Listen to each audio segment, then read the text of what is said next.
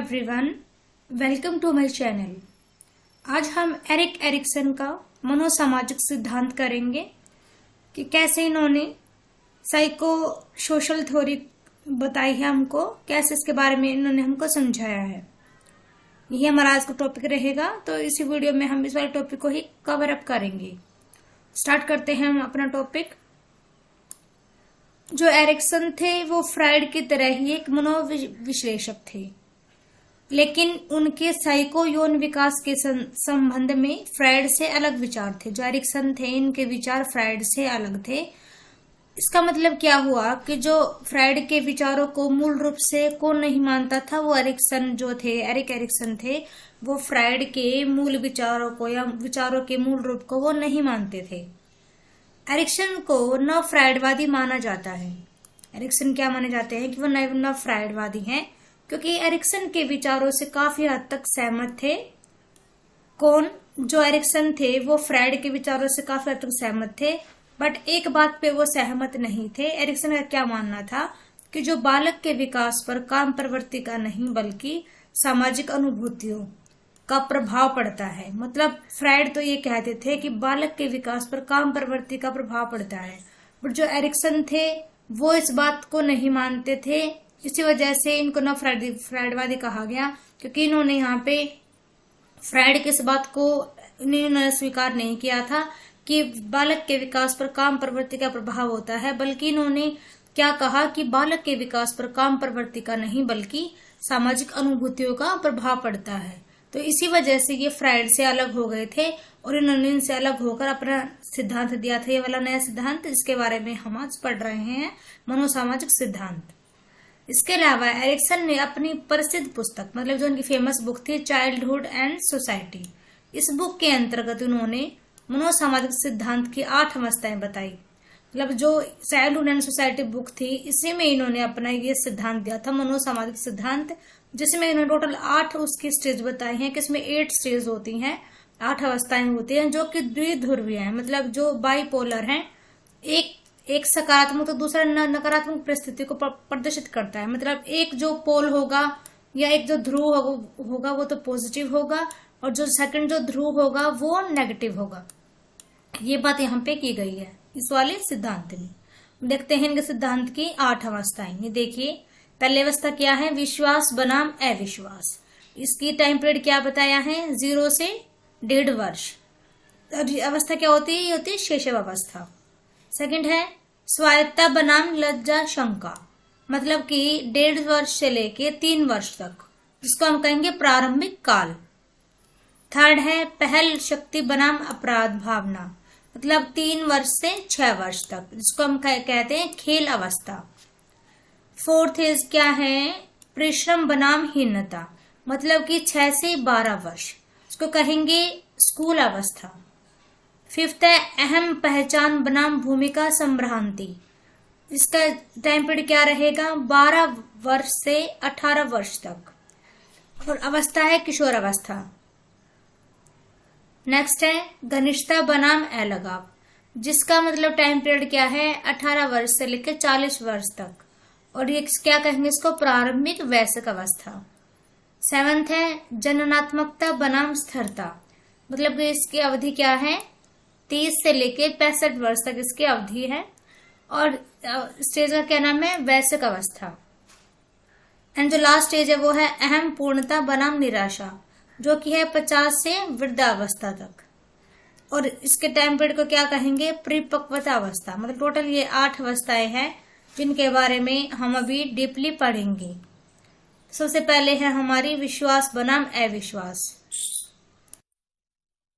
इस अवस्था का जो समय होता है या जो इसकी अवधि होती है वो क्या होती है? जन्म से 18 माह, जो मैंने आपको बताया था अभी। इसमें क्या होता है कि बच्चों को अपने माता पिता को देखकर उचित स्नेह व प्रेम मिलता है, जो उनमें विश्वास का भाव विकसित करता है। मतलब यदि बच्चे देख रहे, छोटे छोटे बच्चे देख रहे हैं कि उसके पेरेंट्स उनको अच्छे से प्यार कर रहे हैं, अच्छे से उनकी केयर कर रहे हैं, तो बच्चों में विश्वास बनता है, एक ट्रस्ट का भाव उनमें पैदा हो जाता है। इसके अपोजिट क्या होता है? जब माता पिता बच्चों को रोते बिलखते व चिल्लाते छोड़ जाते हैं, तो उनमें अविश्वास, मतलब मिसट्रस्ट की भावना उनमें विकसित हो जाती है। यदि हम बच्चे, छोटे बच्चा जिसका टाइम पीरियड है जन्म से लेकर 18 माह तक, यदि हम उनको उचित प्रेम करते हैं, स्नेह करते हैं, तो बच्चों में विश्वास का भाव आ जाता है। और अपोजिट साइड यदि हम बात करें, यदि पेरेंट्स बच्चों को रोता बिलखता हुआ चिल्लाते छोड़ जाते हैं, तो बच्चों में अविश्वास की भावना आ जाती है। ये थी हमारी फर्स्ट स्टेज, विश्वास बनाम अविश्वास, ट्रस्ट वर्सेस मिसट्रस्ट। सेकंड है हमारी स्वतंत्रता बनाम लज्जाशीलता, autonomy versus shame and doubt. देखिए, इस अवस्था का समय जो होता है वो 18 माह से लेकर 3 वर्ष तक का होता है। इस अवस्था में बालक अपने आप भोजन करना, कपड़े पहनना इत्यादि पर दूसरों पर निर्भर रहना नहीं चाहते। मैं छोटे बच्चे जो होते हैं, जो इस टाइम पीरियड के होते हैं, जो 1.5 साल से 3 वर्ष तक के होते हैं, वो बच्चे अपना काम खुद से करने की कोशिश करते हैं। वो चाहते हैं कि हम किसी दूसरे पे हम डिपेंड ना रहें।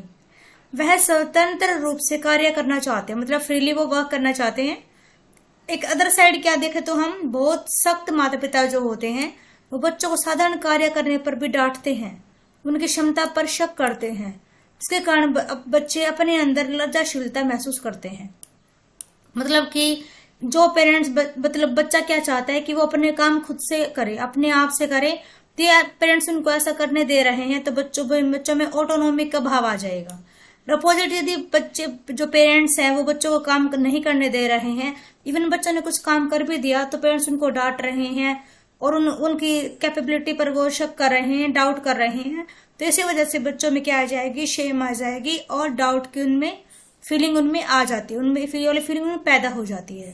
तो ये थी हमारी सेकंड स्टेज, स्वतंत्रता बनाम लज्जाशीलता, autonomy versus shame and doubt. Third है हमारी पहल शक्ति बनाम दोष, इनिशिएटिव वर्सेस गिल्ट। ये देखिए, इस अवस्था का जो समय होता है वो 3 से लेके 5 वर्ष तक का होता है। यह बच्चों का प्री स्कूल वर्ष होता है। मतलब जब हम बच्चों को प्री स्कूल में भेजते हैं तो वो 3 साल से 5 साल तक ही भेजते हैं, तो इसको प्री स्कूल एज हम कहते हैं। यह अवधि बालक की आरंभिक बाल्यावस्था की होती है। मतलब ये चाइल्डहुड की मतलब फर्स्ट स्टेज होती है, ये आरंभिक बाल्यावस्था होती है। ये माता पिता बच्चों को जिंदगी के सभी क्षेत्रों में नए नए खोज करने की प्रेरणा देते हैं, तो इसे पहल की संज्ञा देते हैं। मतलब पहल, जो पेरेंट्स होते हैं वो बच्चों को नए नए कुछ करने की कोशिश कर रहे हैं, वो बच्चों को इनिशिएटिव कर रहे हैं या उस बच्चों को पहल करना सिखा रहे हैं।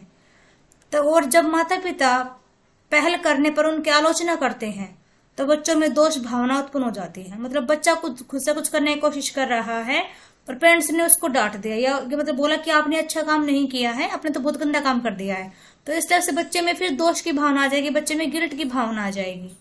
ये थी हमारी third stage, initiative versus guilt. Next देखिए हमारी है फोर्थ स्टेज, ये वाली परिश्रम बनाम हीनता।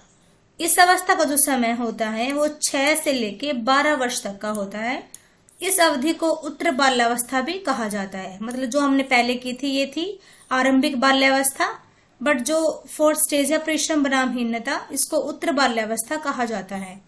जब बच्चों को पहल से उत्पन्न, मतलब जो बच्चे ने पहल की तो उससे बच्चे में नई अनुभूतियां, बच्चा नई फीलिंग्स लेता है, उसको नई फीलिंग्स मिलती हैं, तब वह अपनी ऊर्जा को नए ज्ञान अर्जित करने में लगाते हैं। मतलब बच्चे में नई फीलिंग है, बच्चे ने पहल की, बच्चे ने शुरुआत की एक, तो बच्चे में एक अच्छी फीलिंग आएगी कि हाँ मैं कर सकता हूँ, तो बच्चा अपनी उसी एनर्जी को एक नए कुछ भी सीखने में लगाएगा, तो उसके कहते हैं परिश्रम। इसके अलावा यदि यहाँ पे पेरेंट्स इसको डांट दिया है, उसमें दोष भावना आ गई है, तो बच्चे में वो आगे जाके हीनता का रूप ले लेती है कि हाँ मैं तो कुछ कर ही नहीं सकता, मैं कुछ भी करता हूँ तो मैं तो हमेशा गलत ही करता हूँ। इस तरह से बच्चे के मन में ये भावना आ जाती है, जिसको हम कहते हैं हीनता की भावना। नेक्स्ट है हमारी अहम पहचान बनाम भूमिका संभ्रांति। ये देखिए ego identity versus role confusion.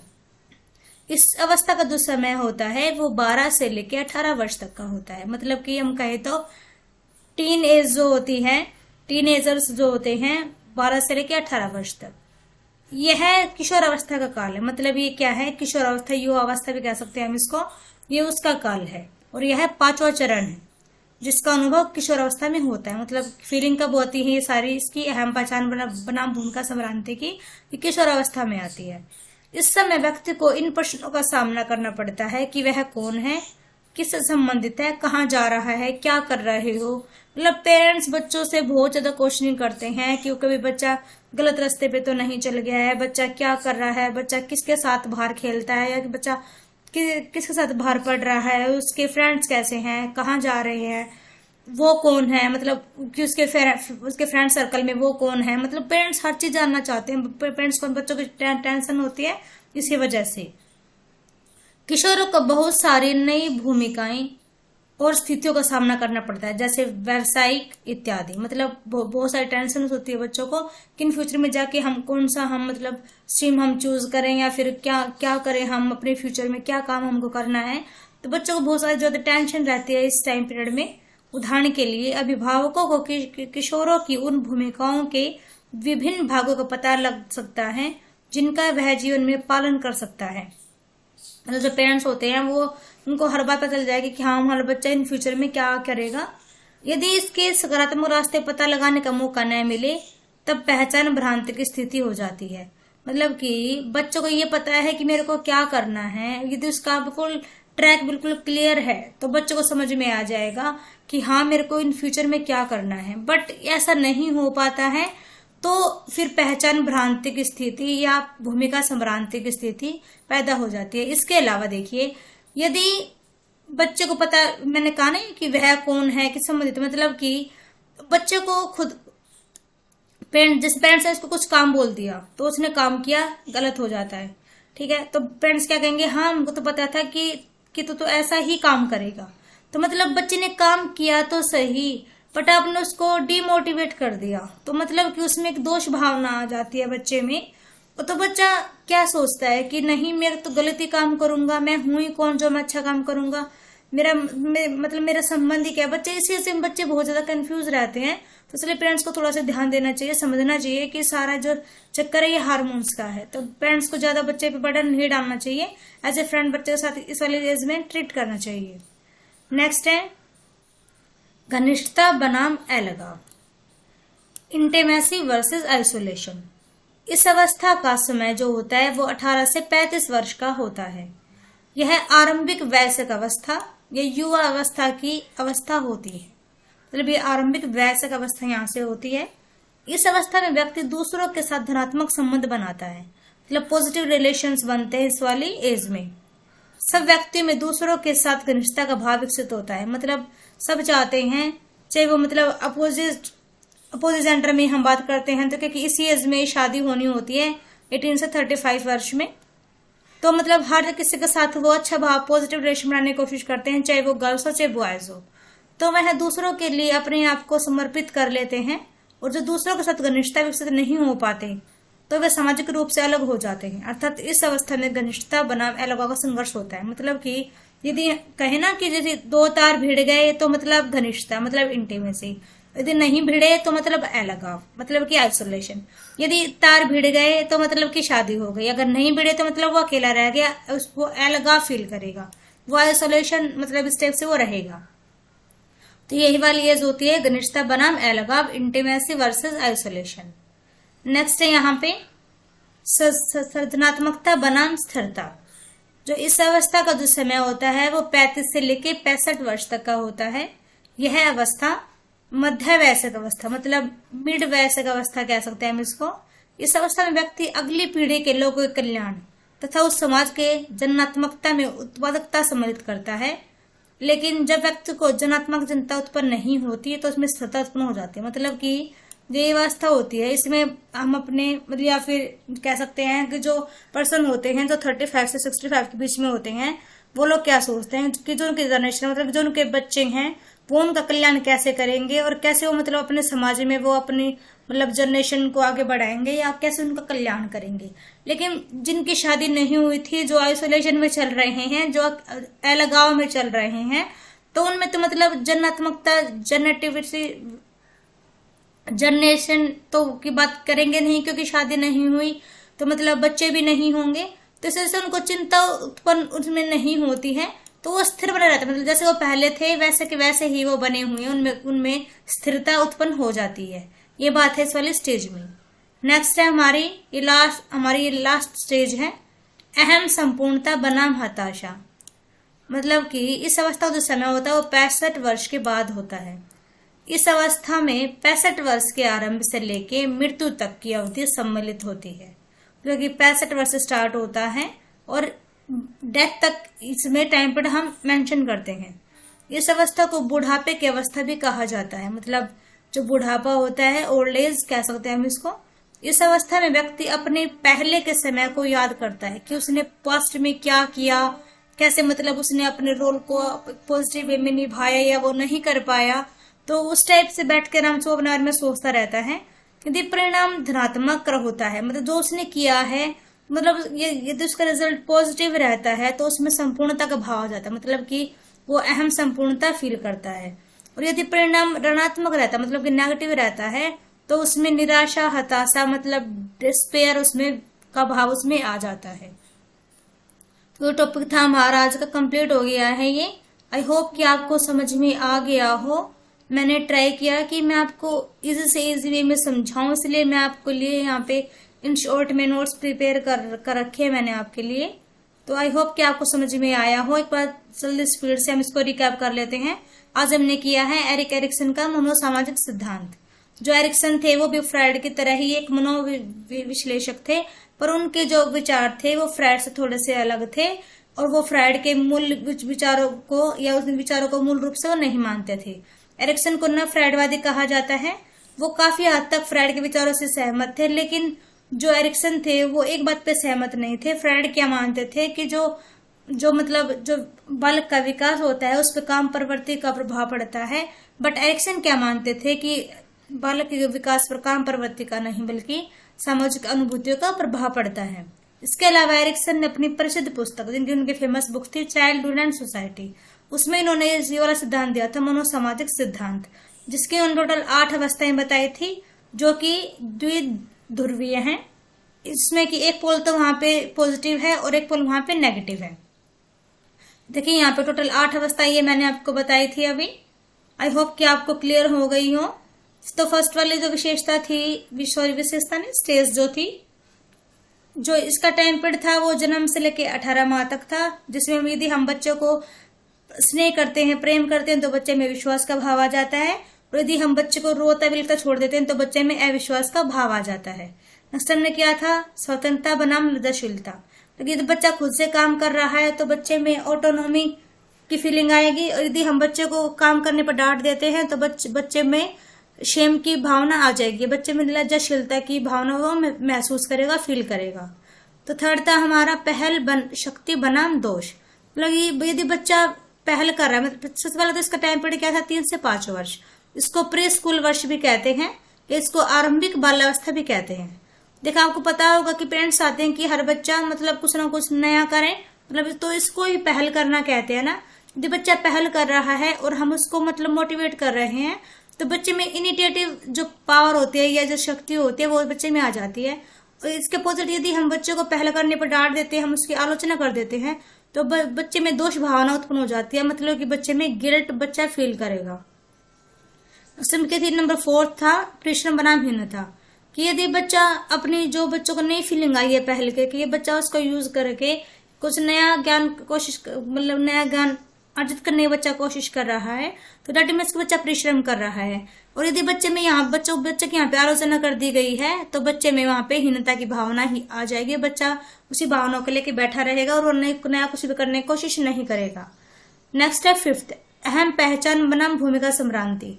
मतलब इस वाली एज में क्या होता है कि जो युवा होते हैं उनको ये पता नहीं होता कि हम कौन है, किसी संबंध, मतलब कि यहाँ पे सब कुछ कंफ्यूजन में बना रहता है, वो अपनी भूमिका को समझ नहीं पाता कि मेरी भूमिका क्या है क्या नहीं है। नेक्स्ट हमने किया था घनिष्ठता बनाम अलगाव। मतलब ये इस वाली एज में जो टाइम पीरियड होता है वो 18 से 35 वर्ष का होता है और ये युवा अवस्था की अवस्था होती है, और इसमें हमेशा पॉजिटिव रिलेशन बताने की बात की जाती है। जो शादी वाली एज होती है वो यही होती है, जिसकी शादी हो जाती है वो घनिष्ठता का भाव महसूस करता है, जिसकी नहीं होती वो अलगाव का भाव फील करता है। नेक्स्ट है सृजनात्मकता बनाम स्थिरता। मतलब कि जिनकी शादी हो गई वो सृजनात्मकता का भाव रखेंगे, जिनकी नहीं हुई वो बिल्कुल स्थिरता का भाव रखेंगे।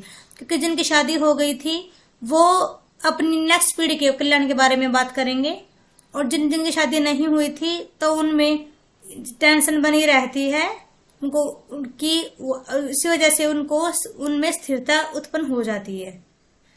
नेक्स्ट है संपूर्णता बनाम हताशा, मतलब कि ये बुढ़ापे की अवस्था में कह सकते हैं 65 वर्ष के बाद।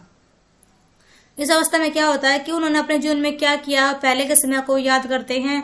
यदि उन्होंने जो अपनी रोल उन्होंने प्ले किया अपने जीवन में, यदि वो पॉजिटिव रहा तो उनमें संपूर्णता का भाव आ जाता है, और यदि उनका रोल नेगेटिव रहा तो उनमें निराशा व हताशा का भाव उनमें आ जाता है। तो यही हमारा टॉपिक था आज का। आई होप कि आपको समझ में आया हो ये वाला सिद्धांत। जब आपको समझ में आया हो तो प्लीज वीडियो को लाइक करें, शेयर करें एंड सब्सक्राइब करें, और ज्यादा से ज्यादा शेयर करें ताकि किसी और की भी हेल्प हो जाए, क्योंकि इंपॉर्टेंट टॉपिक्स मैं आपको करा रही हूँ सारे ये साइकोलॉजी के। And thank you everyone, thanks for watching.